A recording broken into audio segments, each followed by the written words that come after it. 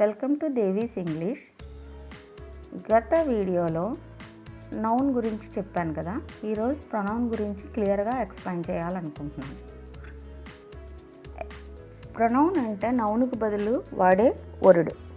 A pronoun is a word that we use instead of a noun. ఈ pronounce ముఖ్యంగా 7 రకాలు చెప్పాలనుకుంటున్నాను. Personal pronoun, reflexive pronoun, demonstrative pronoun, indefinite pronoun, distributive pronoun, relative pronoun, interrogative pronoun. First one, personal pronoun. A pronoun which is used instead of the name of a person is known as a personal pronoun. అంటే నౌన్కు బదులు ఒక word వాడే వాటిని personal pronoun అంటాం. ఇక్కడ first పర్సన్లో I, we, second పర్సన్లో you, third పర్సన్లో హీ, షీ, ఇట్, దే వాడతాము. ఈ పర్సనల్ ప్రొనౌన్స్ సెంటెన్స్ స్టార్టింగ్ వస్తే సబ్జెక్టుగా,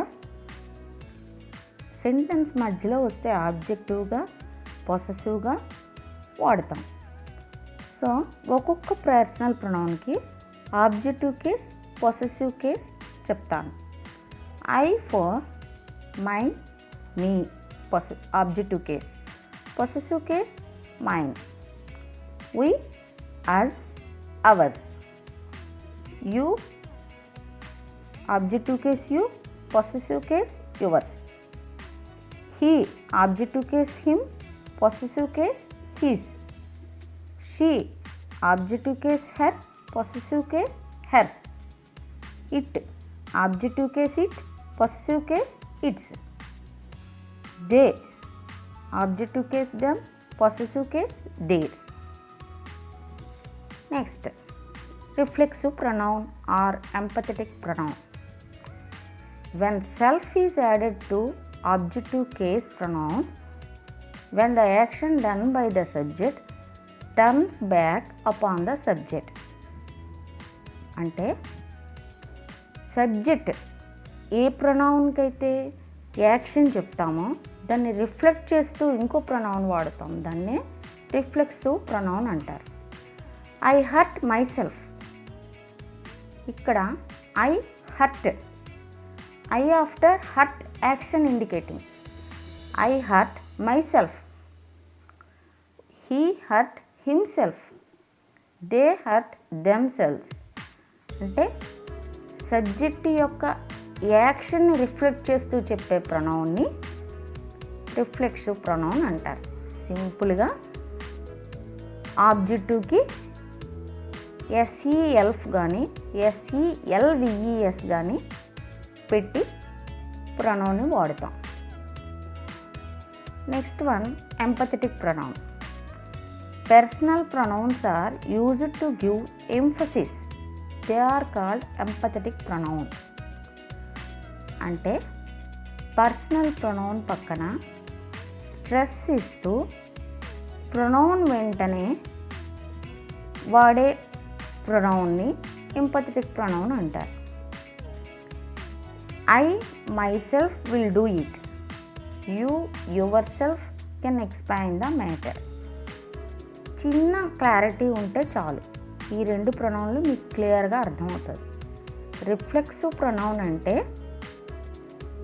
యాక్షన్ తర్వాత యూజ్ చేస్తాం.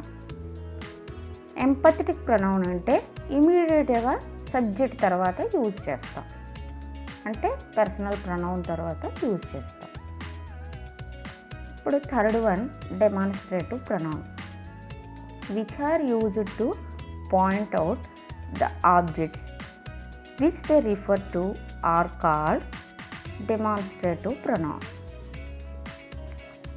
This is a gift from my father. Example, that is a beautiful park. So ఇక్కడ దిస్ గిఫ్ట్ని రిఫర్ చేసింది. ఫస్ట్ ఎగ్జాంపుల్, దిస్ గిఫ్ట్ని రిఫర్ చేసింది. దట్ పార్క్ని రిఫర్ చేసింది. ఇలాంటి వర్డ్స్ని డెమాన్స్ట్రేటివ్ ప్రొనౌన్స్ అంటారు. Some words this, that, these, those etcetera. And now coming to that fourth one, indefinite pronoun. Indefinite pronouns means which pronoun do not refer to any particular person or thing are called indefinite pronouns. అంటే ఇక్కడ pronoun అంటే నౌన్కు బదులు వాడేది అని చెప్పానుగా. ఇక్కడ somebody has stolen my watch.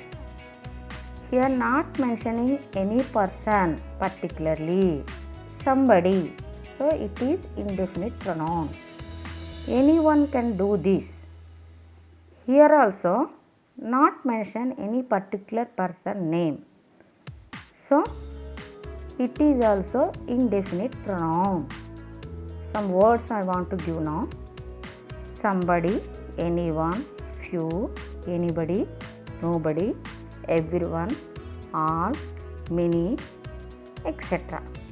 ఇవన్నీ కూడా indefinite pronouns.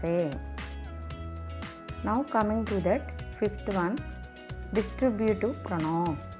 Each, either, neither are called distributive pronouns because they refer to persons or things one at a time. For example, each of these men received a reward.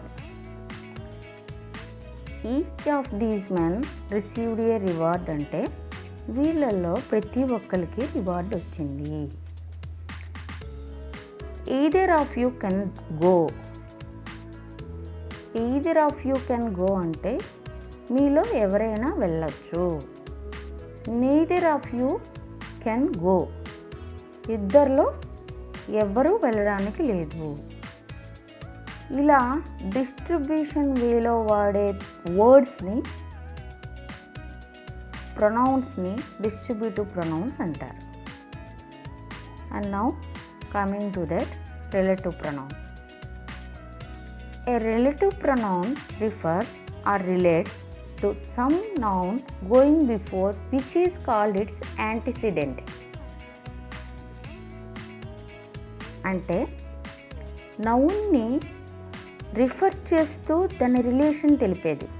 I met Hari who used to live here. I met Hari అంటే నేను హరిని కలిశాను, ఎవరైతే ఇక్కడ ఉండేవారో అతన్ని కలిశాను. ఎవరైతే అంటే ఇక్కడ హరిని రిఫర్ చేస్తుంది హూ.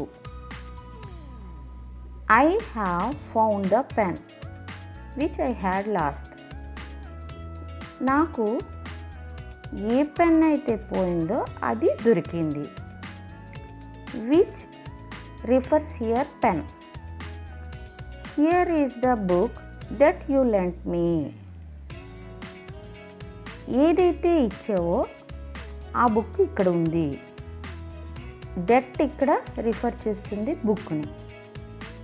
సో ఇలా రిలేషన్ చెప్పేది నౌన్తో, అలాంటి ప్రొనౌన్స్ని రిలేటివ్ ప్రొనౌన్స్ అంటారు. Most probably who refers human beings, which and that refers things. So keywords are who, which, that, etc.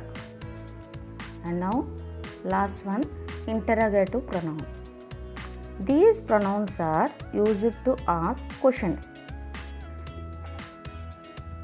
Whose book is this? Who is that person? Which do you prefer, tea or coffee?